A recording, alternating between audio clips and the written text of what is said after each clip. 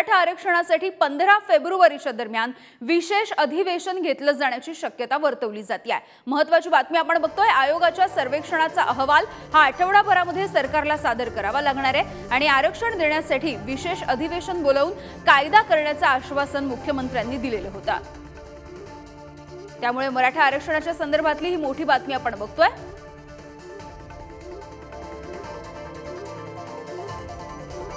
तर मराठा आरक्षणासाठी आंदोलन करणारे मनोज जरांगे पाटील हे आजपासून राज्यभरामध्ये दौरा करणार आहेत।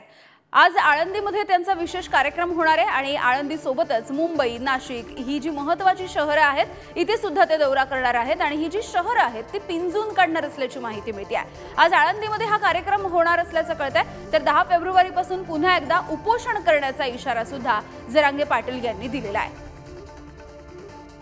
आणि या सगळ्याविषयी बोलूयात, गौरव साळी आमचे प्रतिनिधी आहेत आपल्यासोबत। गौरव, काय असणार आहे आता पुन्हा एकदा राज्यव्यापी दौऱ्यासाठी मनोज जरांगे पाटील निघताना दिसतायत? खरं यामिनी, जरांगे पाटलांचा आजपासून राज्यव्यापी दौरा सुरू होत आहे। जरांगे पाटील सुमारे 12 वाजेच्या सुमारास अंतरवाली सराटीतून आळंदीच्या मार्गाने निघणार आहे। आळंदीमध्ये आज जरांगे पाटलांचा एक कार्यक्रम होणार आहे। त्यानंतर उद्या मुंबई येथील कामोठे असेल किंवा मग दादर येथील शिवाजी मंदिर असेल, इथे जरांगे पाटलांचा नियोजित कार्यक्रम आहे। त्यानंतर जरांगे पाटील उद्या म्हणजेच 9 जानेवारी रोजी त्यांचा बीड जिल्ह्याचा कार्यक्रम होणार आहे। सोबतच सालेरा येथील सालेरा किल्ला जो आहे या ठिकाणी जरांगे पाटील भेट देणार आहे, त्यांचा नियोजित कार्यक्रम होणार आहे। आणि त्यानंतर 10 फेब्रुवारी रोजी जरांगे पाटील अंतरवाली सराटीत येथील त्यांची समाज बांधवांसोबत बैठक पार पडणार आहे। ती महत्त्वाची बैठक असणार आहे। त्यानंतर जरांगे पाटील पुन्हा एकदा आमरण उपोषणाला बसणार आहे।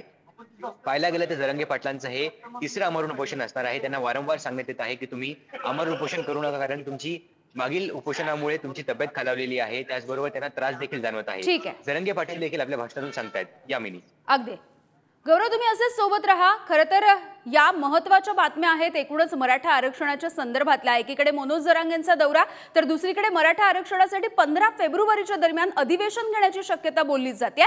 याचे अपडेट्स घेऊयात, आमचे प्रतिनिधी ओमकार वाबळे आपल्या सोबत आहेत। ओमकार, काय अधिकची माहिती आहे? विशेष अधिवेशन घेऊन आरक्षण देण्याचं आश्वासन सरकारने दिलेलं होतं। अगदी खरं आहे, कारण सरकार मागच्या हिवाळी अधिवेशनामध्ये सरकारने या संदर्भात घोषणा केलेली होती की 2 दिवसाचं विशेष अधिवेशन बोलवलं जाणार आहे मराठा आरक्षणाचा प्रश्न मार्गी लावायला। आणि त्याच संदर्भात ही महत्त्वाची माहिती आहे, कारण नुकताच मागासवर्ग आयोगाचं जे संपूर्ण सर्वेक्षण होतं हे सर्वेक्षण पूर्ण झालंय। त्यामुळे येत्या आठवड्यात या सर्वेक्षणाचा जो सगळा अहवाल आहे त्याचे जे रिझनिंग्स असतील आणि त्यातून ज्या गोष्टी सगळ्या अहवालातून गोष्टी हायलाईट केलेल्या असतील, या सगळ्याचं सरकारला एक प्रेझेंटेशन दिलं जाणार आहे। ऍडमिनिस्ट्रेशन विभागाकडून हे सगळं सरकारला प्रेझेंटेशन असेल आणि त्या प्रेझेंटेशन नंतर साधारण 15 फेब्रुवारीच्या आसपास सरकार हे अधिवेशन बोलवेल असं आता दिसतंय। त्यामुळे 2 दिवसांचं विशेष अधिवेशन, यामध्ये नक्की जरांगे पाटील यांनी केलेल्या ज्या मागण्या आहेत त्यातल्या नक्की कोणकोणत्या मागण्या परत पूर्ण होणार ते पाहणं महत्त्वाचं आहे। कारण मागच्या बैठकीत जरी जरांगे पाटलांनी विजयाचा गुलाल उधळला असला तरी मराठा समाजाला अजून कुणबीतून सरसकट आरक्षण मिळालेलं नाही हे आपल्याला मान्य करायला लागेल।